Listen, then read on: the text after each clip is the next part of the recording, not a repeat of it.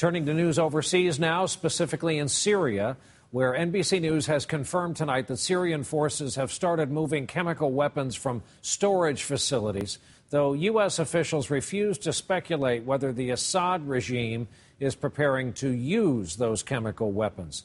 This move comes a day after one of the worst massacres there since the start of this uprising.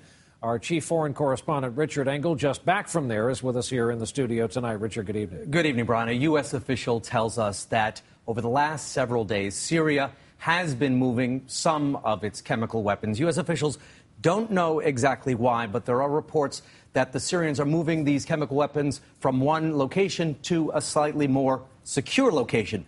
But anytime a government that is accused of massacring its own people, including at least 100 people yesterday, starts moving chemical weapons, it is obviously a cause of great concern. Many Syrians want to know how many more massacres must happen before outside help arrives. Protesters across Syria accuse the army and pro-Assad militias of yet again carrying out atrocities. The latest massacre began, according to the Syrian opposition and the United Nations, with a military bombardment on the village of Tremsi near Hama.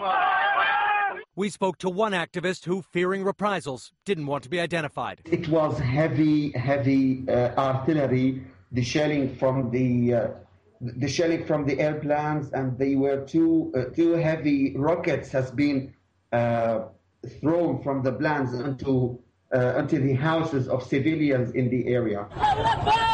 Then survivors say pro-government Shiite-led militiamen swept into the Sunni village to do more killing at close range.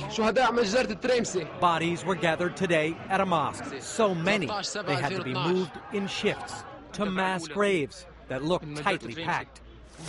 But as we saw last week in Syria, violence like this is not forcing the opposition and the organized rebel movement into submission, but triggering army defections and only further enraging the Syrian people. All while the United Nations remains seemingly powerless to fulfill its mandate to protect civilians. A U.S. official, Brian, said that if Syria actually ever used chemical weapons as part of its crackdown, it would be crossing, quote, a serious red line. Richard Engel just back from Syria. Richard, thank you, as always, for your reporting.